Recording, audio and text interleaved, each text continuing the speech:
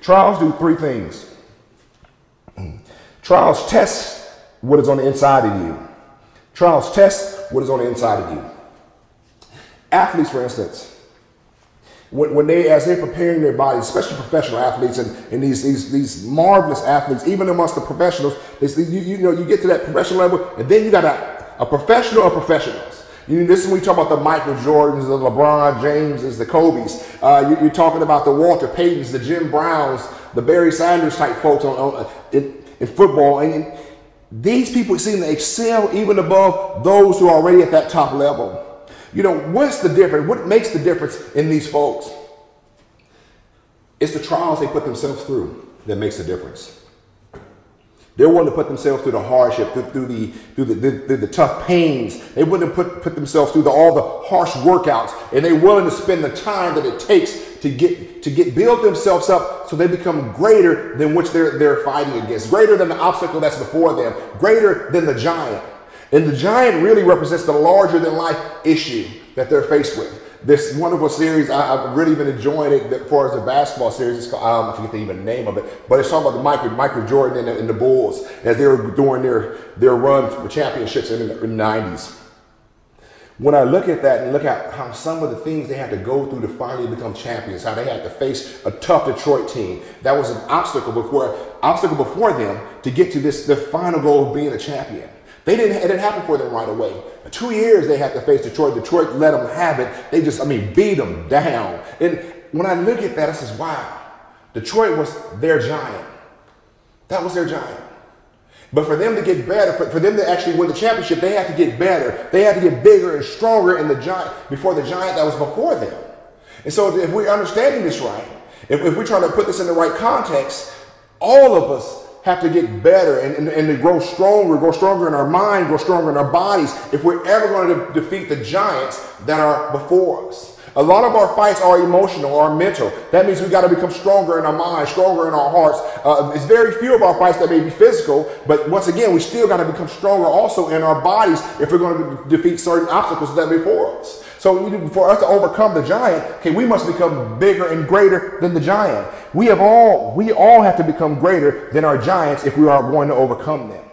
The next thing, a trial does. Trials stretch your limits. Trials stretch your limits.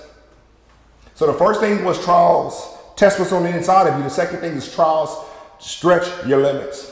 I love this thought process that the Navy SEALs have written down and put in books. It's called the 40% rule.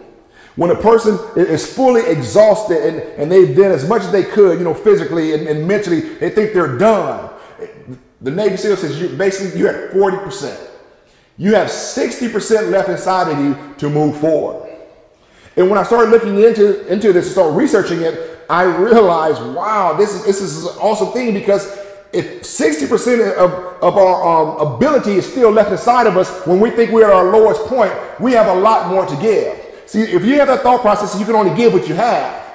Okay, I understand that. But most of us have a lot more to give. Because even when we're done, we're finished, we're really only at 40%. It's something, because inside of us, we have what you call an internal governor. Okay, and that when we get tired, when we run in, that internal governor says, you know what, you've done enough. You're at your wit's end. You can't go any further. Some of us may feel a little weaker in our body, like we may feel like, man, I feel a little faint. I may feel a little dizzy. But when you have that mental toughness about you, when you have a good coach, when you have the Lord behind you, you tend to push past those weak moments. And that's the goal for the Navy SEALs, is to get people, get their SEALs ready in preparation to push past those moments where they think they can't give no more, when they think they're done and they think they're finished. Wait, no, you're not finished. You're only at 40%. You have 60% more to give. And when we start taking that in, I want you guys to get this, that it's time for us to push and continue to push. Here in James, it says, blessed is the man who remains steadfast under trial. For when he has stood the test, he will receive the crown of life, which God has promised to those who love him. And that was James 1:12. James 1:12. So if we remain steadfast, if we do not give up, if we just continue past our weakest moments, continue past our points where we have so much pain that we can't go forward anymore, we will see the victory on the other side of what we're going after. But we must continue to move forward. We must continue not to quit. Now, I want to explain the internal governor that I'm talking about, because really it's a limiter. When you think of the old school cars were awesome. You know, we think about these muscle cars and we think about the speed some of these old school cars had. But a lot of these old school cars were built with an internal governor. And that internal governor basically was this. If you had a car that read around 120, 140 on the dashboard, the truth of the matter, most times those cars wouldn't even go above 100 miles per hour. It's not that the car could not do it.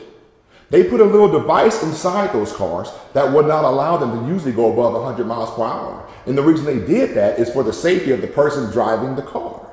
See, it limited what the car was able to do, and it usually was done to make sure it was saving the person's life. You know, make sure they couldn't go out of control or go too far with their speed. Okay, to make sure they don't hurt themselves or hurt somebody else.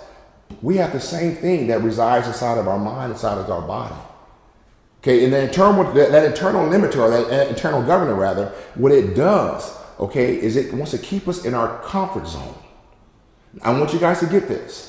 And so as soon as we pushing hard and hard, as soon as we do everything we can to move forward, it seems like once we hit a certain mark, that internal governor kicks in and we have to step back. Oh, I've done all I can do. I'm at my wit's end. I'm kaput. I got nothing else to give.